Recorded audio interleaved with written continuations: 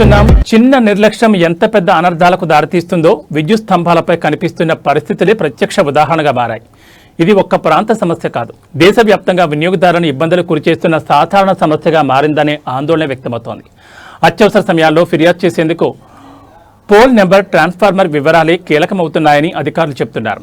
విద్యుత్ స్తంభాలపై నమోదు చేసిన గుర్తింపు నెంబర్లు సమస్యను వేగంగా గుర్తించి పరిష్కరించేందుకు ఎంతో ఉపయోగపడుతున్నాయని తెలుస్తోంది.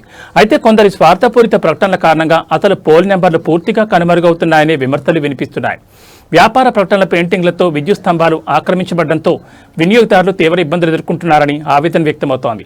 విద్యుత్ అంతరాయాల సమయంలో సరైన వివరాలు అందించలేక అధికారులు కూడా సమస్యను గుర్తించడంలో ఇబ్బందులు పడుతున్న పరిస్థితి నెలకొంది. ఎండాకాలానికి ముందే చేపట్టాల్సిన ట్రీ కటింగ్ నిర్వహణ పనులు ఆశించిన స్థాయిలో జరగలేదనే ఆరోపణలు వినిపిస్తున్నాయి. నిర్వహణ లోపాల కారణంగా ఇటీవల పలు ప్రాంతాల్లో తరచూ విద్యుత్ అంతరాయాలు చోటు చేసుకుంటున్నాయని అసంతృప్తి వ్యక్తమవుతోంది. 2-3 రోజుల పాటు కరెంటు కోతలతో ప్రజలు నిద్రలేని రాత్రులు గడపాల్సిన పరిస్థితులు ఎదురయ్యాయని స్థానికులు చెబుతున్నారు. విద్యుత్ వ్యవస్థకు సంబంధించిన ప్రాథమిక అంశాలపై నిర్లక్ష్యం కొనసాగితే భవిష్యత్తులో మరిన్ని సమస్యలు తలెత్తే ప్రమాదం ఉందని ప్రజలు హెచ్చరిస్తున్నారు. విద్యుత్ స్తంభాలపై అక్రమ ప్రకటనలు వేస్తున్న వారిపై కఠిన చర్యలు తీసుకోవాలని వినియోగదారులు డిమాండ్ చేస్తున్నారు. చెరిగిపోయిన పోల్ నెంబర్లను వెంటనే పునరుద్ధరించి ప్రజలకు ఇబ్బందులు లేకుండా చర్యలు చేపట్టాలని కోరుతున్నారు. నిర్వహణ పనులను మరింత సమర్థవంతంగా అమలు చేసి విద్యుత్ సరఫరాను మెరుగుపరచాలని ప్రజలు విజ్ఞప్తి చేస్తున్నారు. ఇప్పటికైనా విద్యుత్ శాఖ అధికారులు సమస్య తీవ్రతను గుర్తించి తక్షణ చర్యలు తీసుకోవాలనే డిమాండ్ బలంగా వినిపిస్తోంది.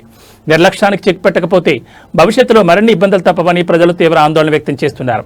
ఇక ఇదే విషయంపై మరిన్ని విషయాలు మా ప్రతినిధి శివప్రసాద్ అందిస్తారు.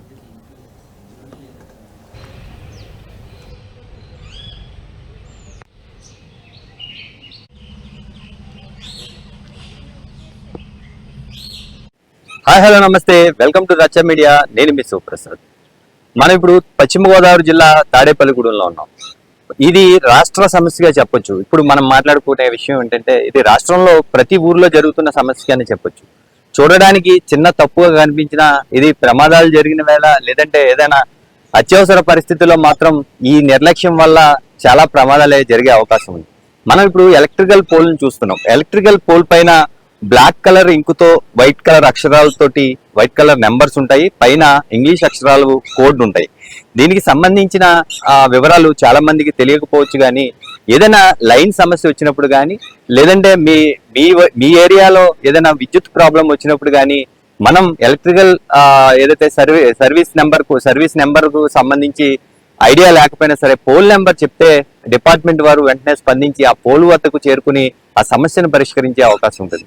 అయితే కొంతమంది స్వార్థపరులు, అవగాహన లేని వారు చేసిన పనుల వల్ల ఏదైతే యాడ్స్, కమర్షియల్ యాడ్స్ కావచ్చు, స్కూల్స్ కావచ్చు, లేదంటే సెప్టిక్ క్లీనింగ్ ట్యాంకులు ఎక్కువ అధికంగా ఈ విద్యుత్ పోల్ల పైన ఆ నెంబర్ పైన కూడా వైట్ రంగు వేసి వాళ్ళ నెంబర్లు, వాళ్ళ ప్రకటనలు చేసుకునే సందర్భంలో ఒక్కోసారి అత్యవసర పరిస్థితుల్లో మనం ఏదైతే హెల్ప్ లైన్ నెంబర్కు ఫోన్ చేస్తామో వాళ్ళు మీ పోల్ నెంబర్ చెప్పమని మనకైతే వాళ్ళు చెప్తారు.